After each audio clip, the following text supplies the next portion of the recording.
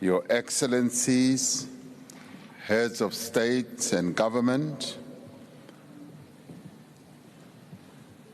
we are gathered here for COP27 on an African continent that is experiencing the worsening effects of climate change.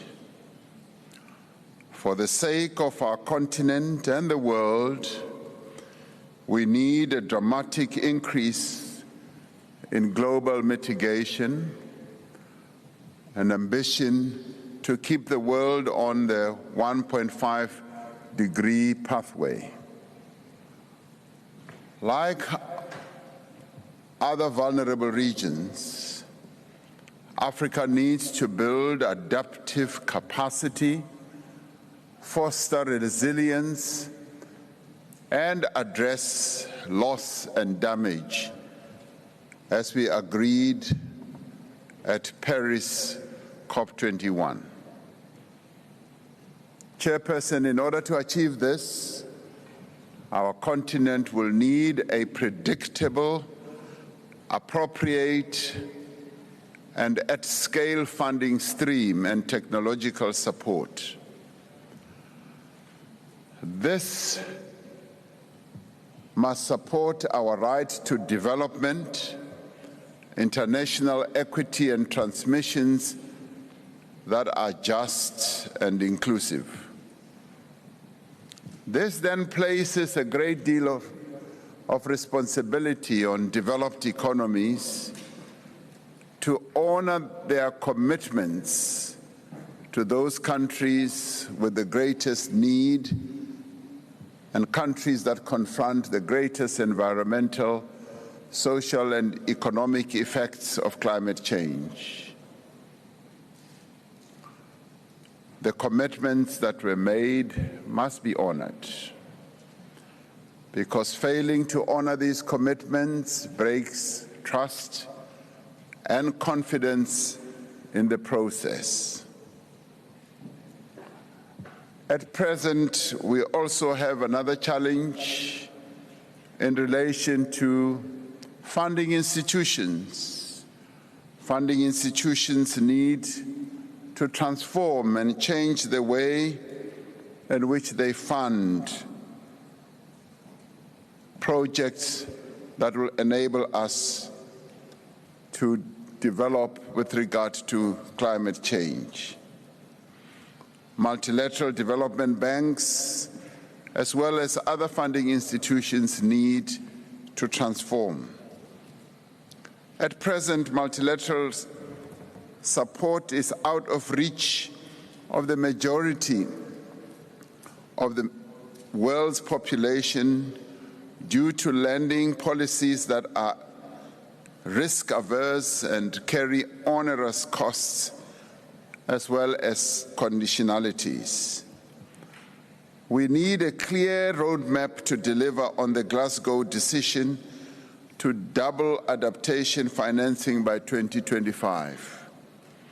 Our emphasis must be on the health, well-being, and food and water security of the most vulnerable people in the world.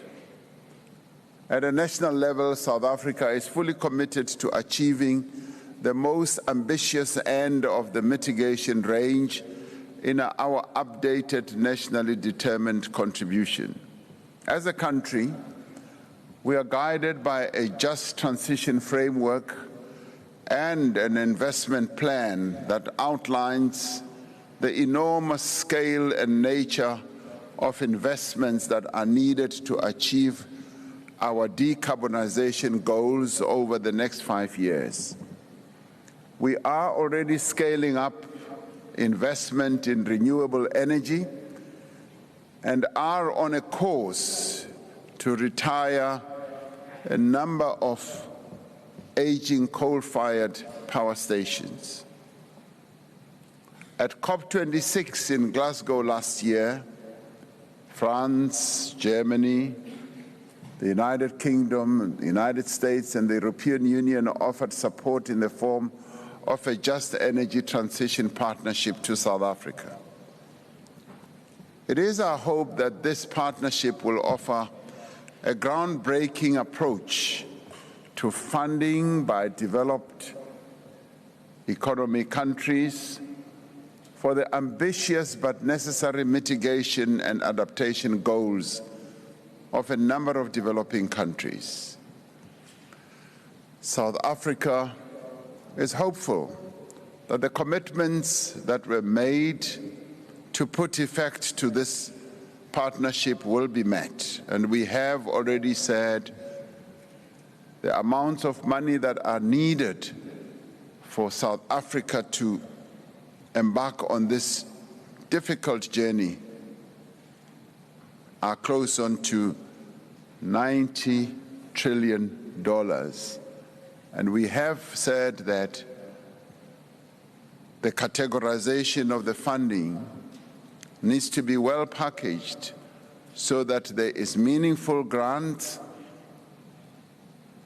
meaningful concessional loans, and investments by a variety of institutions.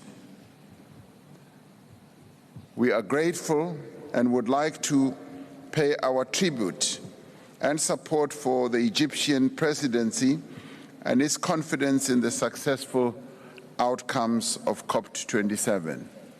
We're grateful to be here. Thank you very much.